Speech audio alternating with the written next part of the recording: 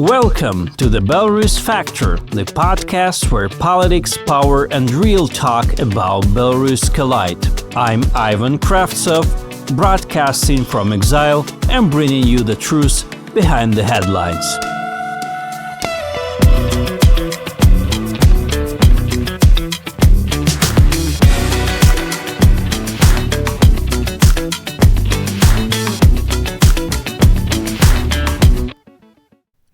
Hey everyone, and welcome to the fourth episode of Belarus Factor, the podcast about politics, economics, and international affairs around Belarus and the region. And today I'm proud to present you my friend and a fellow colleague from the democratic movement, Dmitry Podolinsky.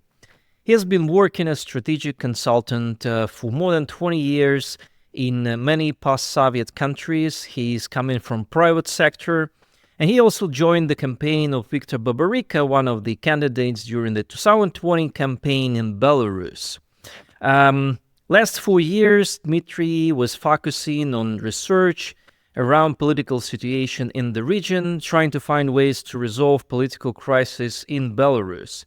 I think he has done a tremendous work and tremendous amount of analysis. That's why I wanted to talk to him about the current situation, the current affairs, especially with the connection of possible talks around Ukrainian ceasefire agreement with Russia and around the Trump administration and how it impacts the global world. So, Dmitry, very welcome. Thank you for having me. The first question I think I will ask you, very simple one. I have been, witnessing a lot of rage in the media and a lot of rage in the movement, in the Belarusian democratic movement, about Trump and his actions recently. Whenever I go to Facebook or any social media, I see like dozens of posts, with people blaming Trump for absolutely disastrous handling of international relations, disastrous handling of internal affairs. Some people even try to name him as a dictator. Do you think Trump is doing okay, or is it an absolute disaster? It's a very interesting question, but I think first and foremost, we shouldn't get carried away with the illusion that the situation we've been in the last 3 years has been absolutely great, and there's just one person who's parachuted from the sky and breaks everything down. Let's say what we've been observing the last 2.5 years, we've been seeing Ukraine moving towards humiliating capitulation since probably more than 2.5 years, right? Here I probably need to explain what I mean by capitulation. Capitulation, in my understanding, is the outcome of this whole war and this regional security crisis that significantly contradicts the idea of how this whole war should end, which somehow developed across Europe and in Ukraine in the majority of general public. And this idea of the so-called victory of Ukraine was somehow formed in the minds of people, while if you look at the actual facts, there's been very little done to achieve this victory, whatever this victory means. When I say the last 2.5 years, I think it was pretty much 4 to 5 months into the war that it was clear that it's turning into a war of attrition. And in a war of attrition, and any war of attrition, is basically a clash of two different potentials. And it was absolutely clear that the economic military potential of Russia and even human potential of Russia was increasingly and much stronger than that of Ukraine. And the only way Ukraine could have achieved any positive outcome of that war, was through the mobilization of the potential of its allies, and who basically were trying to persuade Ukraine and the whole world that they're going to be standing with Ukraine, for whatever it takes and however long it takes. But as a matter of fact, there's been very little done to sum up that potential and to demonstrate to Russia that Europe is really determined to create a situation when this war of attrition cannot be won by Russia. But isn't like what Trump is doing now that he actually undermines the potential of the allies to support any future war? I mean, there are a lot of criticism about Trump administration that, the funding freeze from USAID, they also undermine the UN system. NATO allies are worried. There are rumors that US troops will be pulled out of Europe. I think you're absolutely right that there hasn't been a significant progress around Russo-Ukrainian war because of the lack of mobilization of the allies. But isn't Trump even more undermines their capacity to do that in the future? Most of what we hear and what we read right now is based on the rhetoric of President Trump and some of his key supporters and officials. I would rather make some serious judgments not by the words that we hear every day from Trump, but rather by actions. In my view, the situation which we've been observing the last month is no way different from what we've been observing in the times of Biden still being in the office, except for the rhetoric, of course. So what we are seeing right now is that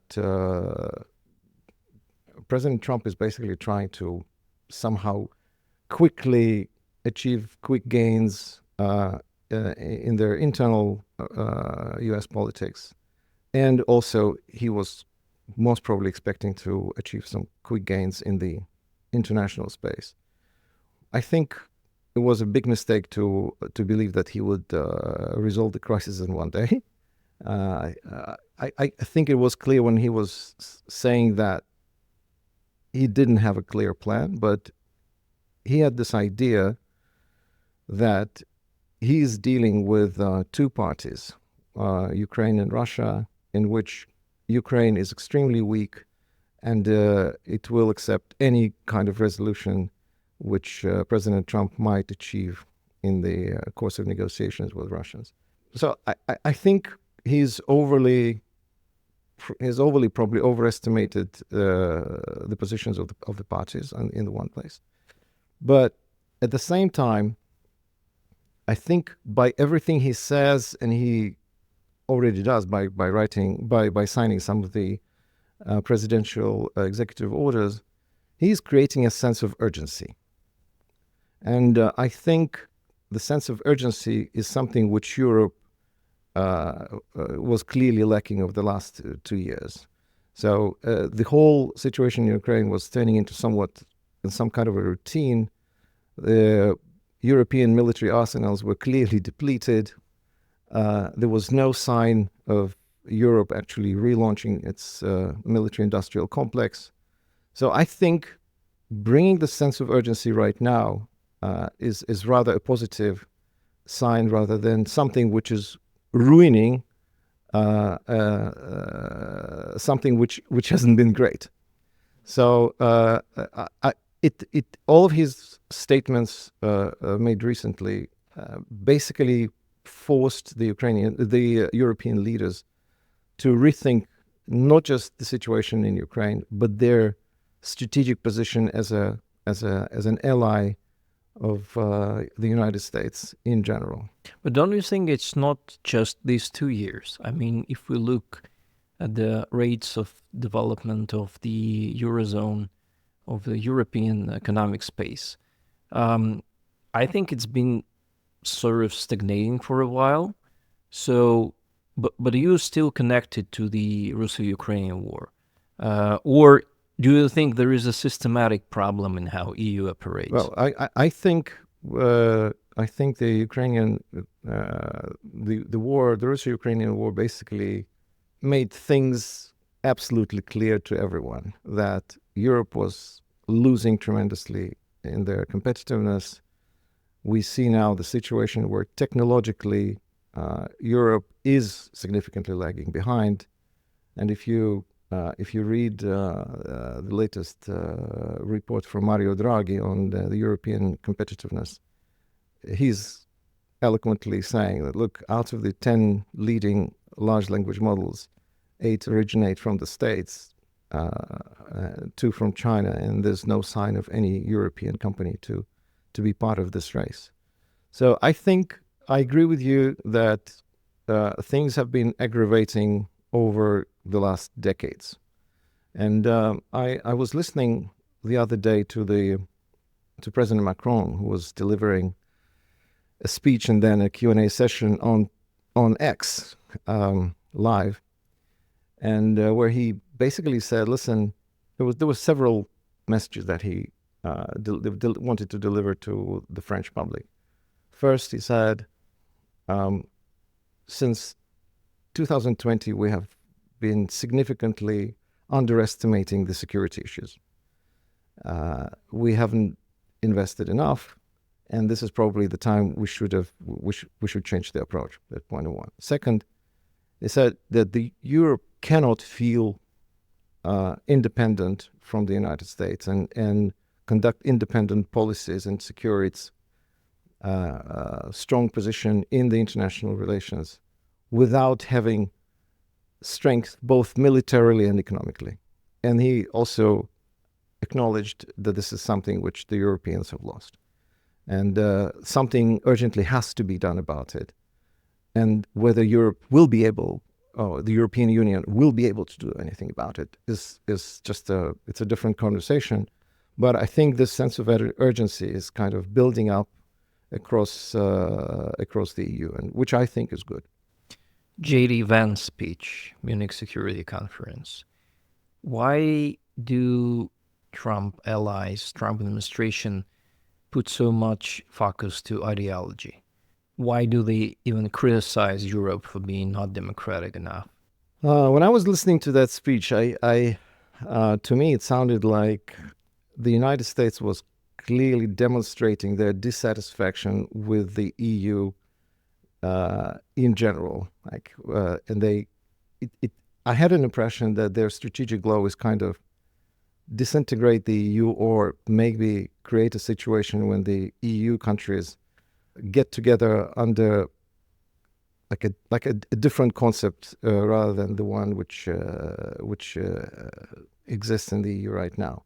And I think it's partly also the conversation that we've heard recently in the EU about the way the decisions should be made. Should all the members of all the member states of the EU should have the equal vote, etc., etc. So I think what he's trying to say, he's basically trying to initiate kind of a shake-up so that the Europeans could rethink what's been going on and what will be going on. And because, like, let's take a simple example of, I don't know, Serbia, for example. So we have a country which is somewhat heading towards the EU membership. Under the current EU setup, once Serbia becomes a part of the European community, it will have the equal influence on the decisions of the EU member states, which actually represent 460 million people, while Serbia is just a 9 million population state, having some issues with values about which J.D. Vance is also speaking about. So I think it's a deliberate statement which also gives them a wake-up call, not from the economic and military perspective, but also from the conceptual perspective. They want to say, listen, guys, we are happy to support you, but we probably need to realign on the values that we are trying to pursue ultimately. It's like calibrating between equality and liberty, basically, right? Well, look, I think they are smart enough to understand that it's impossible to break this whole idea of Europe, which has a more distributive approach to it. Well, while with a bigger state involvement and less liberal, as you say, but they really want to understand whether they are on the same page when and if somebody is asking them for support. I think alongside with all this rhetoric regarding the tariffs, I actually read the other day on President Trump's Twitter that he's actually considering the VAT tariff as well. And and he wants to apply tariffs on a basis of reciprocity. But I think they also want to kind of create a framework in which they will define a friend or foe to also shape their economic policies towards these states. So, like I said in the beginning, everything's been going on, added some dynamics to the situation, creates a sense of urgency. We do not know yet, and it's very hard to predict to what outcomes it will lead. But the fact that people across continents have become more alert, I think, is for the better than for the worse. Another elephant in the room, I mean, it seems like Trump is totally not supporting the sustainable agenda. And I think part of criticism goes also from activists all around the world because of that. Well, let's say in general, President Trump's personality somewhat contradicts and his power contradicts the generally accepted image of a president of a big nation. And that's why when he's using like strong words like green scam and is speaking about baby drill strategy, everybody's getting very, very alert. But let's face it, I think more and more countries understand that everything which is related to green transition is very much overestimated in terms of effort and timeline. And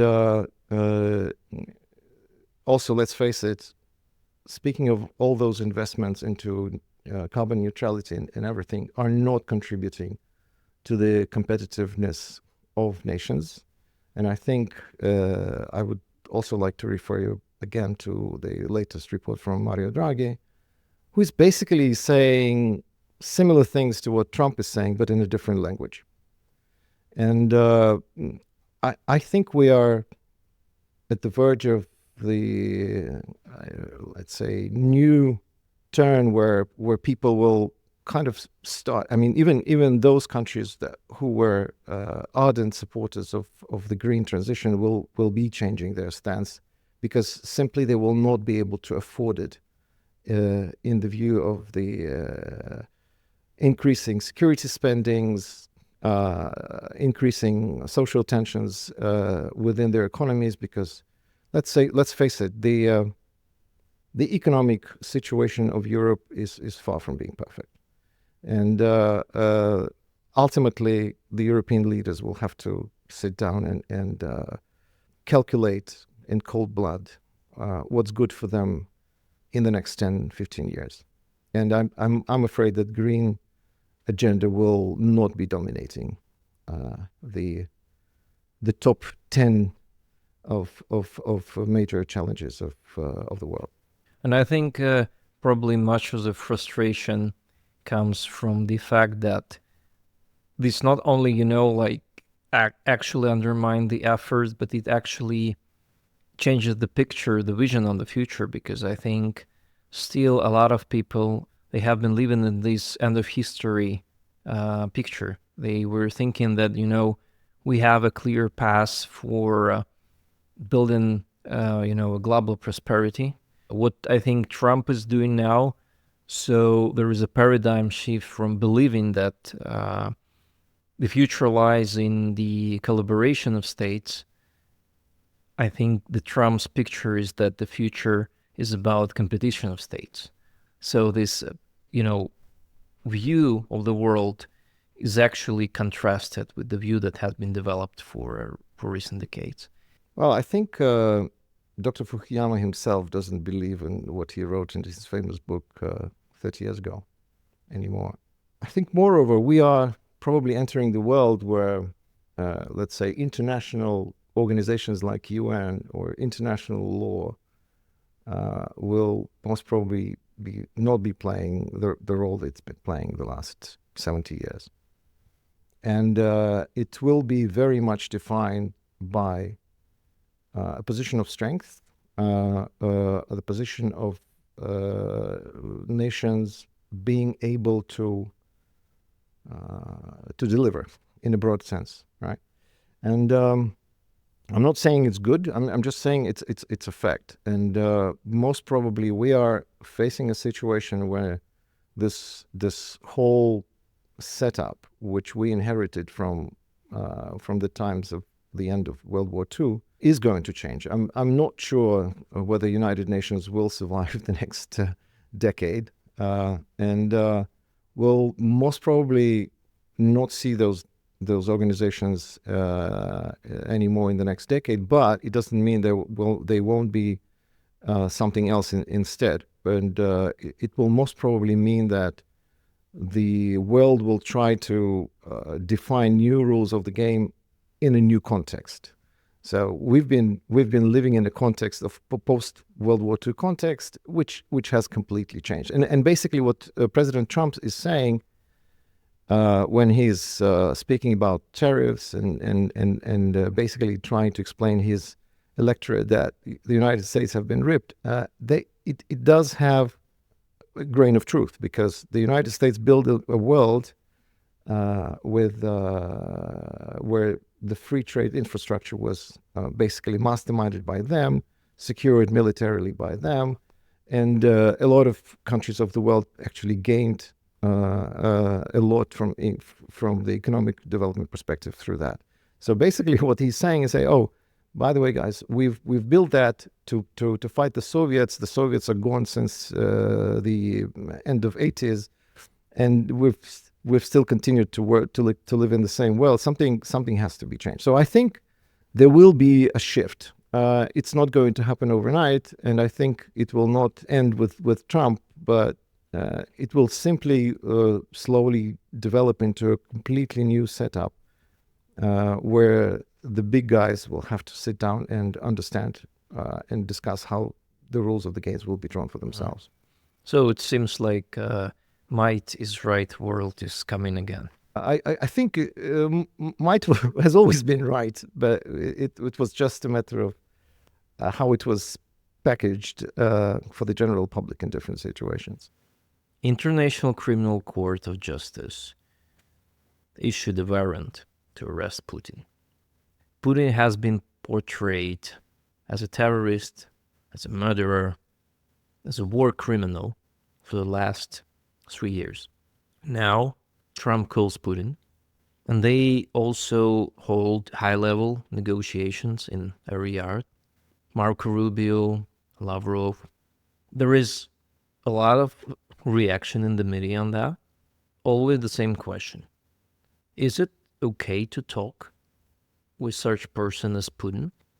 Can you really believe you can talk constructively with such a person as Putin? Well, all the wars ultimately end someday, right? And they usually end in some kind of a treaty or some document signed with a handshake. So I think when this warrant was issued, it was quite clear for everyone that at some point of time, this handshake will happen.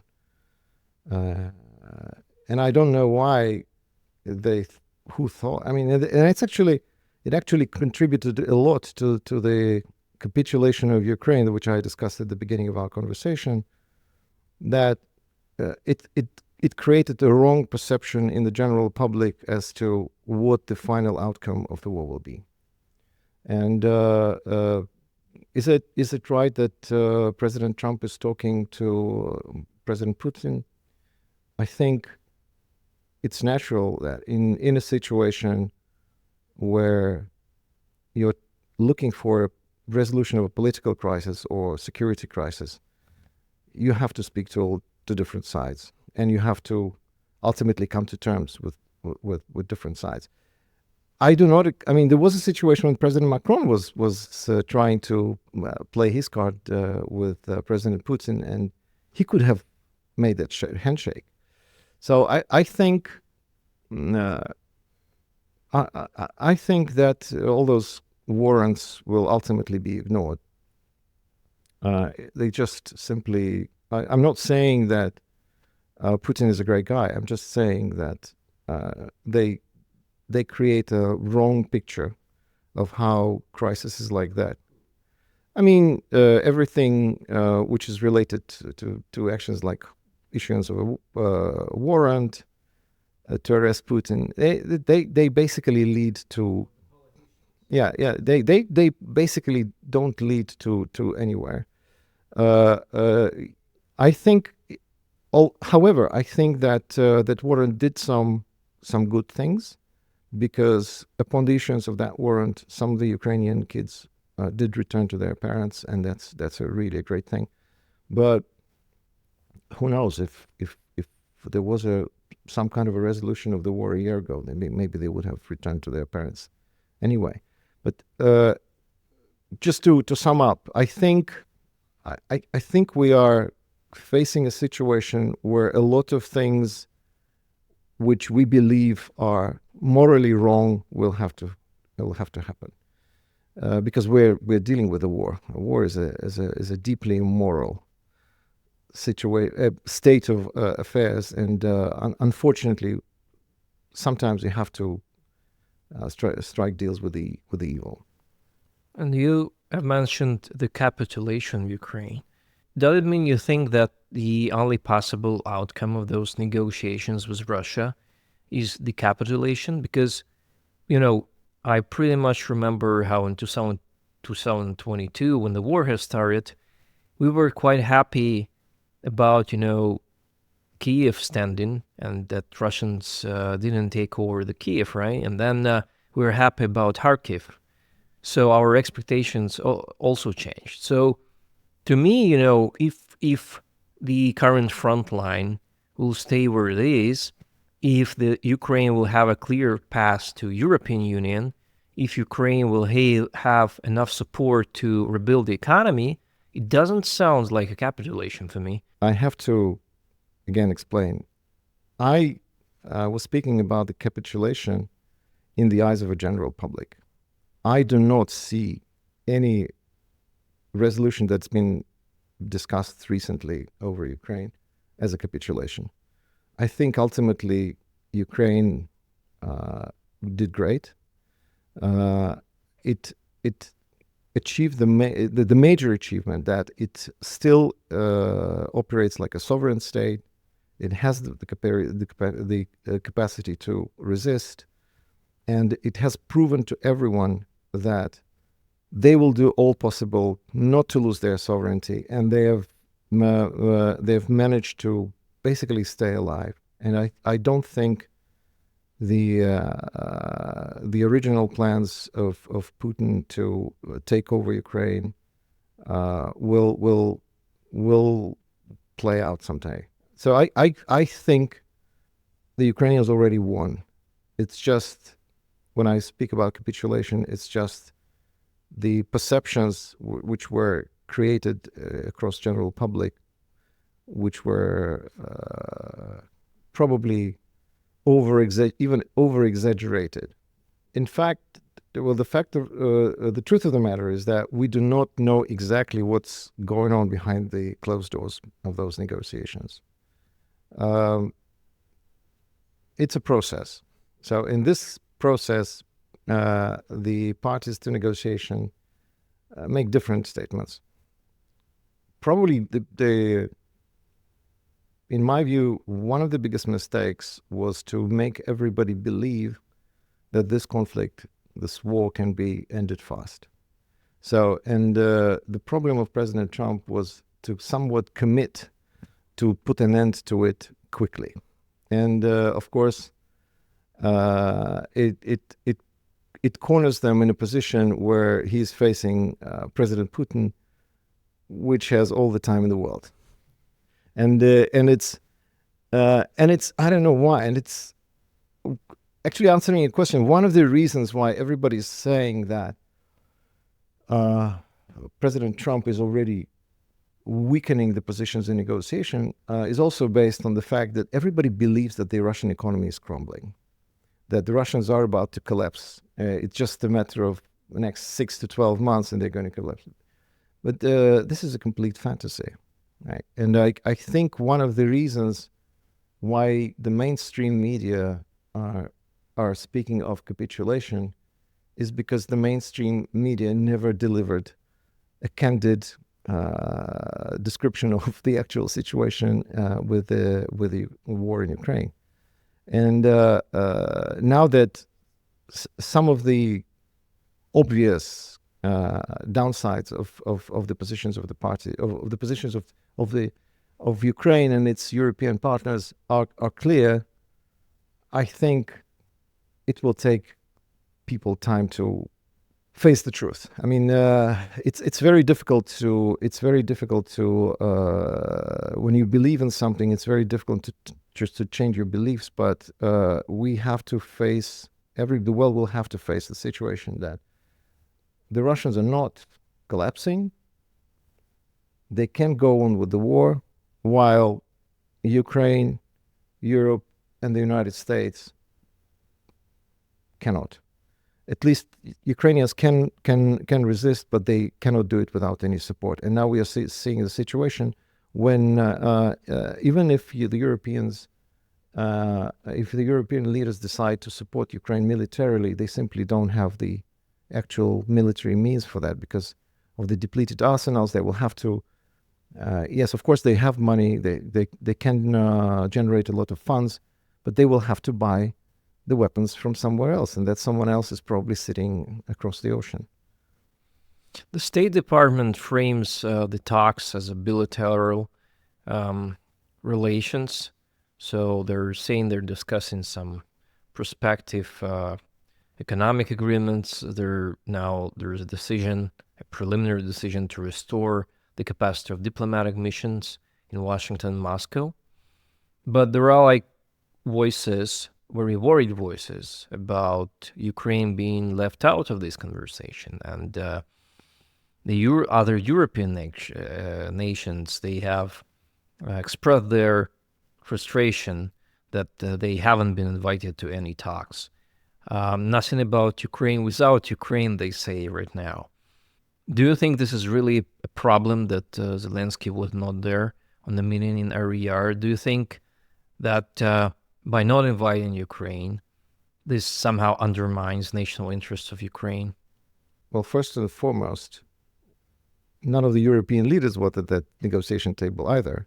Yeah, and I think one of the reasons why nobody apart from the Americans and the Russians are present in this negotiation room is that there's probably a much broader range of questions which they want to discuss, which does not necessarily mean that there have to be some other people in the room listening to this conversation.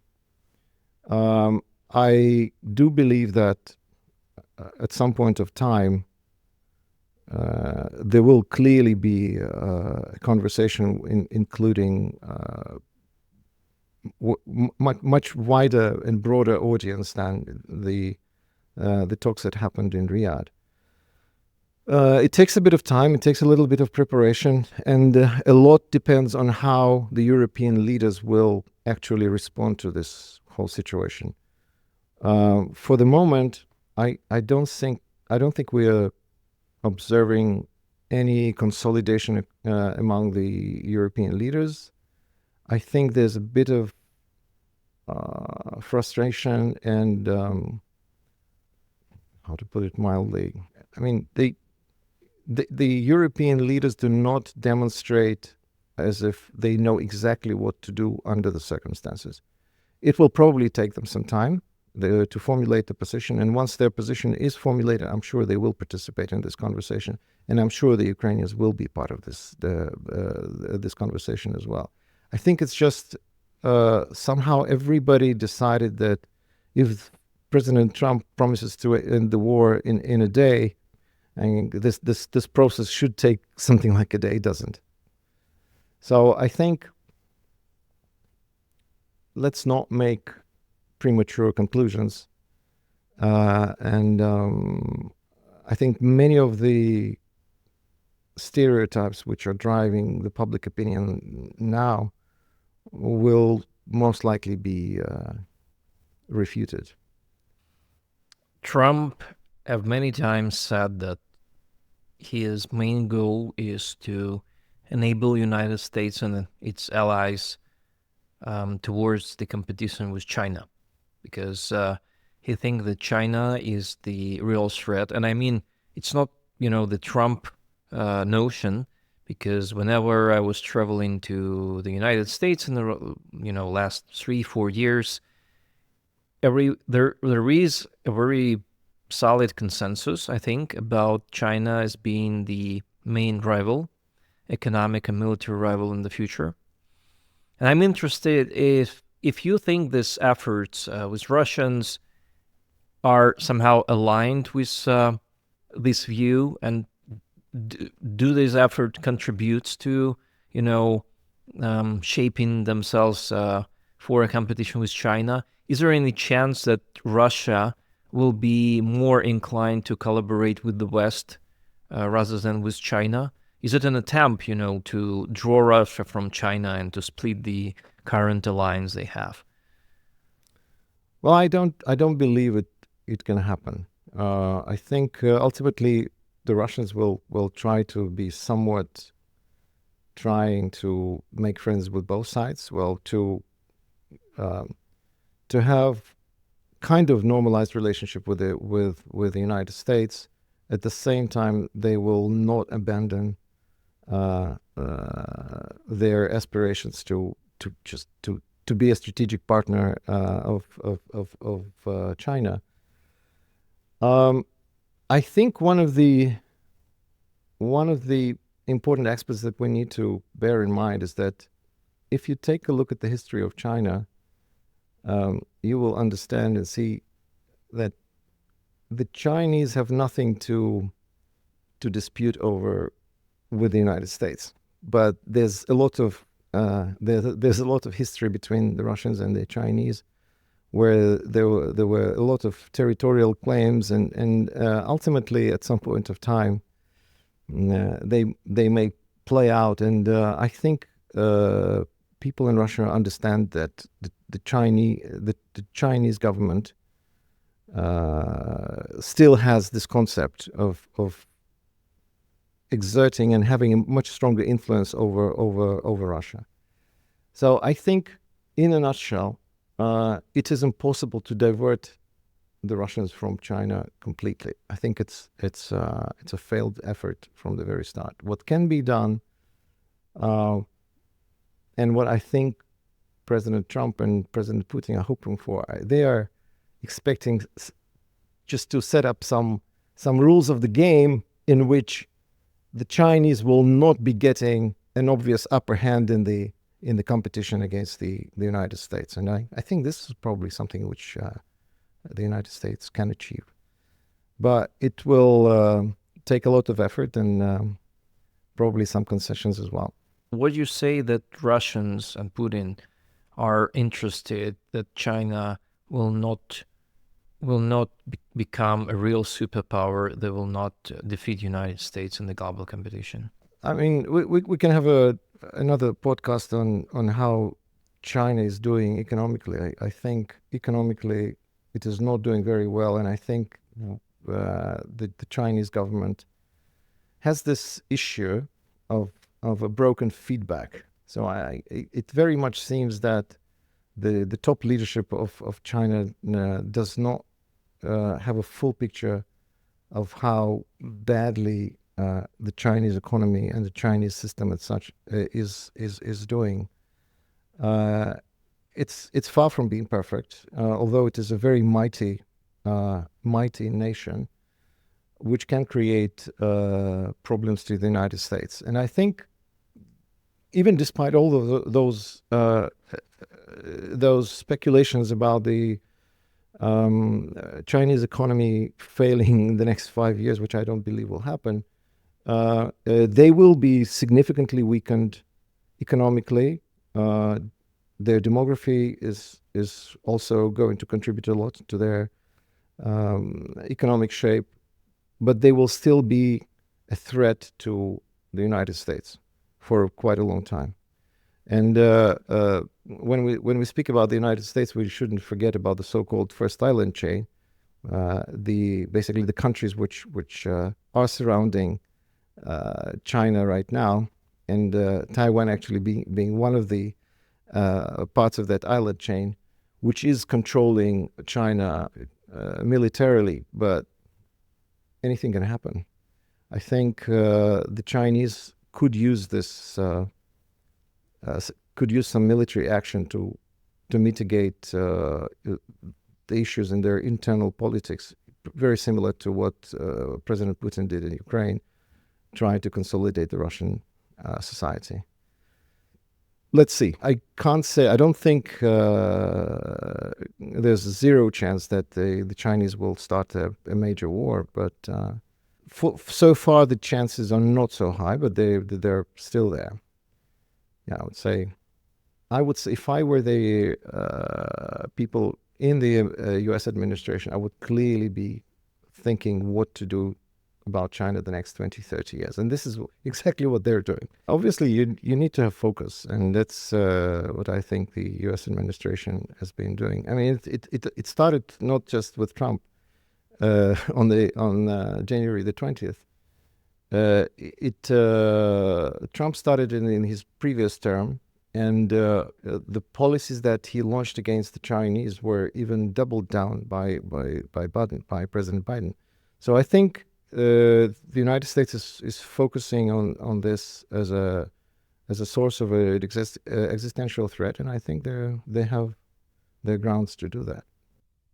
Okay, let's get back to the ground a bit and talk about Belarus.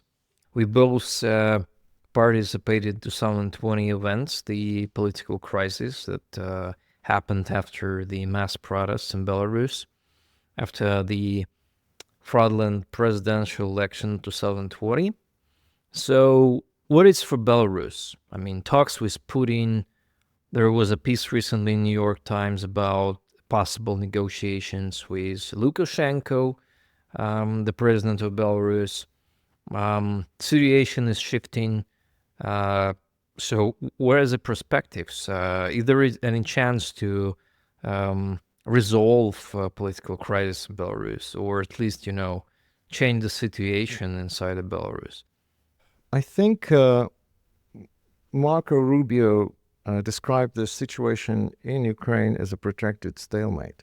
If we're looking at Belarus, we cannot say that the situation in Belarus is a stalemate, because let's face it, Lukashenko has a firm grip over the country, has effective control over its performance.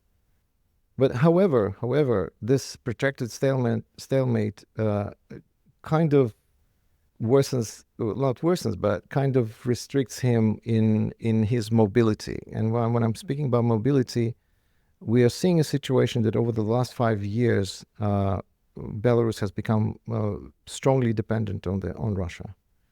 And even though I do not believe that the sanctions against Lukashenko regime could ever topple the regime and create any existential threat to Lukashenko, ultimately it turned out that it created a significant discomfort for Lukashenko, who is very, very much tightly controlled by Putin. And what he has been doing the last 6+ months, he started this track of kind of releasing or easing the pressure on the Belarusian society, releasing some of the prisoners, basically delivering the message inside the country that he is kind of prepared to go slightly easier on the people who don't like Lukashenko and who live in Belarus right now. And at the same time, he was trying to set up the stage where he could be perceived as somebody who can be talked to, and he was doing it to be present at a big negotiation table when and if a big negotiation happens around Ukraine. In my view, he's been quite successful so far because, well, at least from what we read in the media, there was nobody at that negotiation table except the Americans and the Russians. However, Mr. Lukashenko has negotiated already started some kind of a negotiation track with the new U.S. administration, and I think it's good. I think in the situation when everything is in motion, there's a sense of urgency created in different parts of the world, and creating some room for maneuver. I think it would be wise for Lukashenko to make use of this situation and try to gain more freedom or more space to maneuver from Russia. And I think this is something which both Lukashenko and the U.S. administration will be working. I cannot. I do not think it will result in a complete resolution of the crisis. I don't believe that all the people will leave jail, but I do expect that there will be some easing. There will be some people will be released. I think even within Lukashenko's system, there is a consensus that probably the pressure over the society should diminish. And let's face it, one of the biggest problems of not only Russia but also Belarus is the human capital. So, like in Russia, probably the human capital is the biggest constraint right now. And we're seeing pretty much the same in Belarus. So I think ultimately Lukashenko would like to have a lot of people come back and contribute to the economy, to have a situation where like highly skilled workers could generate more GDP and contribute to the economic stability of the country. Why is he so slow? In releasing political prisoners, stopping arrests? I mean, the conditions about talks and the sanctions have been there for a while. It's been there from 2020. What I'm worried constantly about that, that the U.S. embassy in Moscow will reopen and will not reopen in Minsk. And it sometimes happens like that, like with U.S. visas. Belarusians get them for 1 year maximum and Russians for 3 years. So if I were in shoes of Lukashenko, I would be accelerating on the negotiation track as much as possible.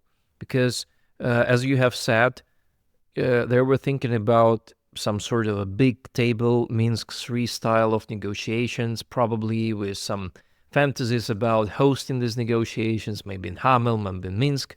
But now it seems like no one at the negotiation table, right? So why isn't he so reluctant to accelerate? We don't know. I mean, we don't know exactly what's happening behind the scenes. I think his reluctance is very much related to the degree of how Russian-Ukraine situation progresses. I think the more there is like shift in what's in the current situation, the more there is an opportunity for him, for Lukashenko to make some moves. So he is basically moving alongside the movement around the regional security situation. I think so.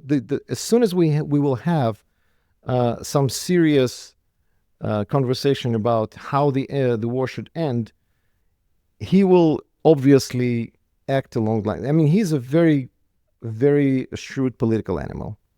So so far, everything he's been doing so far was good for him, and I think he knows how to play his card much better than we do, because we do not possess all the information that he possesses, and I think he is probably the most competent person at the moment to to understand what's going to be good for him.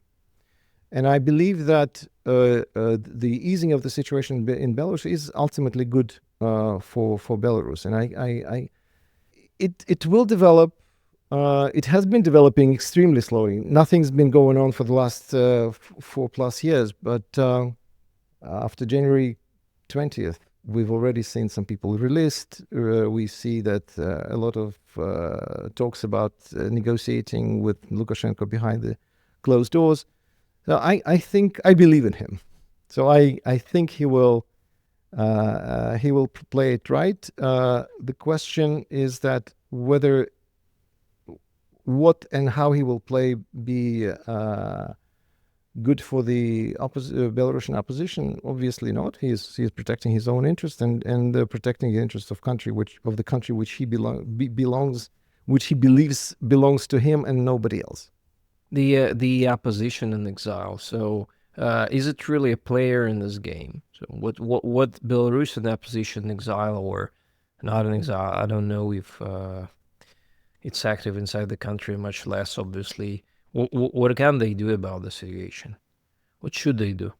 I think there's not much they can actually do, particularly with the American administration, because the Americans will be doing what they believe is right, without consulting too much with the Belarusian opposition leaders.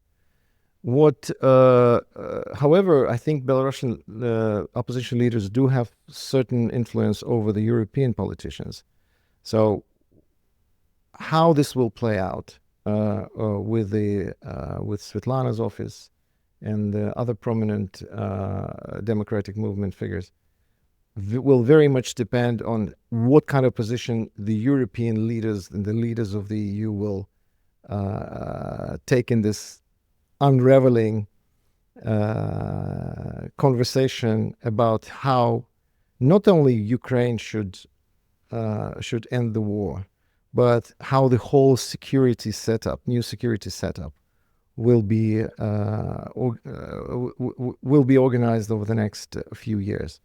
So I do believe there's, like I said, there is some influence over the European politicians, but I see that the U.S. is a completely different game. Yeah, but what I've been hearing that the opposition exile is advocating mostly for not engaging with Lukashenko directly. So there are just saying that there should be no talks without opposition leaders, and they say that, the easing of situation is not justified and all other messages. So don't you think it's a bit harmful for the process? Look, let's also not, okay. This is actually a very good question. I see that there's a lot of aspiration across the Belarusian opposition movement that in case of a big negotiation about the regional security, about the destiny of Ukraine, Belarus, the Belarusian opposition will have a place at the table just like Lukashenko will. I think this is something which will not happen. And all the speculation about it is just pipe dreams. And we shouldn't really get carried away by this concept, which is totally groundless. However, I do believe that the European leaders do have certain leverage still, which and they can try to play this leverage in favor of the Belarusian people, no doubt about it. Playing in favor, you mean be strong on their position, or to remind the regime about the people who are in jail, or remind the regime about the human rights violations? What do you mean by taking interest in the account? Now the EU officials are more understanding that Lukashenko is just a person.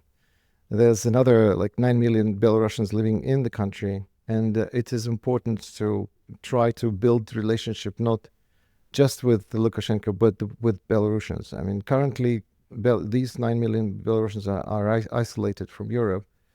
And I think normalizing the relationship between EU and Lukashenko will definitely play in favor of the Belarusians inside. So I think when I'm saying that the EU leaders can do something good for the Belarusians, obviously they can, and I think they can do a lot of good if they put an end to an isolation of the Belarusian people from the Western world, from Europe, and basically it will trigger another cycle of the so-called transformation of values of the Belarusian people. Because what we've been seeing so far the last five years, the Belarusians were basically locked in. Very hard to get visas to get outside of Belarus. Even if they do get visas, they get visas for a very short term. To say nothing of the fact that it's only what 2 or 3 border crossings which are operational, and it doesn't contribute to the connection of Belarusian people with the European space. And I fully agree with Artem Schreiben, who doesn't understand why the cargo trains still carry cargo from Russia and Belarus to Europe, while the trains cannot carry Belarusian people. Well, people often say that negotiating with Lukashenko, even considering release of political prisoners, sanctions relief in the future, this will still mean that Belarus will stay in Russian orbit. So there is still a lot of sentiment about this really doesn't solve the problem of European future for Belarus. Well, I don't see any signs of the West in the broader sense of having any kind of strategy aimed at pulling Belarus into kind of Western sphere of influence. I don't even see any strategy that would be focused on having Belarus as a neutral, kind of a neutral state. So that is why, I mean, as long as we don't have any strategy defined, I don't think we can count on any change in this respect. So Belarus will still be in the zone of influence of Russia. If we somehow decide to move the fence between Poland and Belarus to the place between Belarus and Russia, it will obviously mean the war for the Belarusians. And the Belarusian people very well understand that. So they really enjoy the position of being friends to all sides. And I also think it is in the interest of Belarusian people to not to be at the front line. Because if we are fully integrated with the Russian Federation, that means that the NATO border between Russia and Poland is near Brest and Grodno. Usually, if you are in the front zone, it doesn't end very well for you because people don't live there. A lot of industries basically moved into the rear, and the longer the war goes, the more aggravating the Belarusian situation will be strategically. So what I think Belarusian people would really like to have kind of a neutral attitude towards its neighbors. However, it's a completely different perception in the mind of Moscow, and this is what matters most, at least now. I don't think the Belarusians can significantly influence that. The 2020 wouldn't have happened if that value transition was not happening, and it was happening very much under the control of Russia. At the same time, people could travel to Europe. There was a lot of exchange. There was enough openness in the Belarusian society in its foreign relations to keep the ideas and knowledge flowing back and forth. And this has basically created the situation of 2020. So I don't think that the Russian control somewhat hindered that. Probably in the future there will be a little bit more tight on this, but anyway, we clearly need to do everything possible to start reintegrating the people into a European space. If it doesn't happen, we will simply at some point of time integrate with Russia to such an extent that it will be difficult to speak about the sovereignty of the country. And do you think Lukashenko accept this challenge and understand this threat which is coming from Russia? I think he does. I think he understands it better than anyone else. And I think he's looking at the latest changes in his team, in the government. I see all of those people who are appointed by him and who are most probably going to form a part of the transition team within the next 5+ years. They are quite pro-Belarusian thinking, and that gives me hope.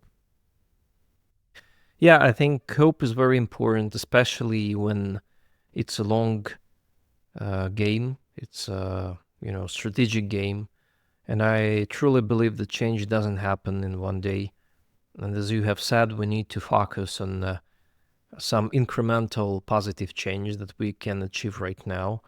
And sometimes I think this maximalist thinking, radical thinking, it doesn't allow us to see the opportunities we have to make, our country better and to, make the situation in our country better.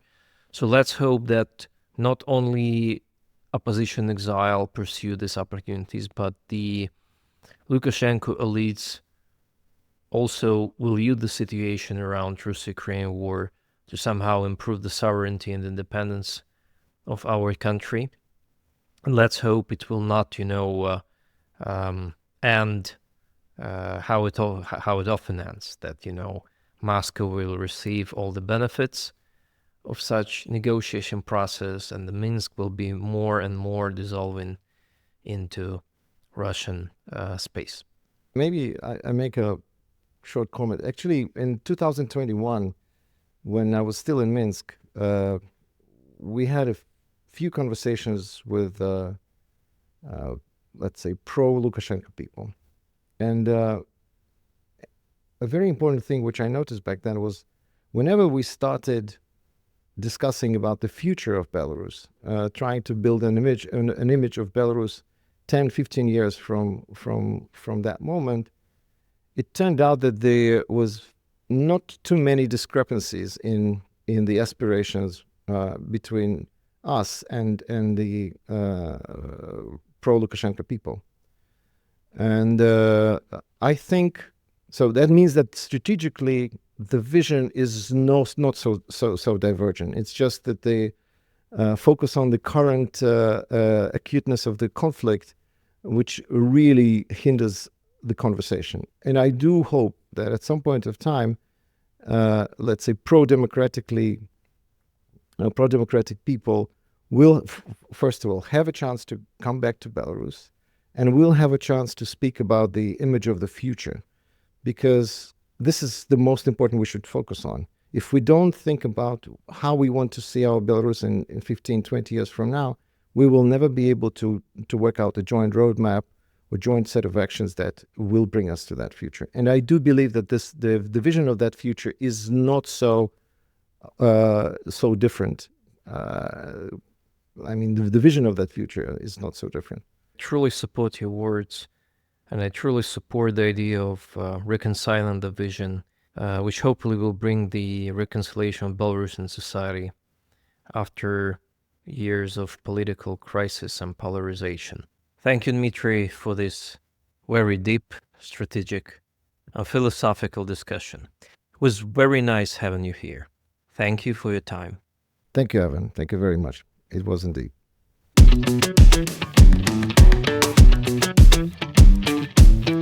You just heard Belarus Factor, a podcast about Belarus, and me, Ivan Kravtsov. Please subscribe to our social media channels, share with your friends, and support Belarusian political prisoners.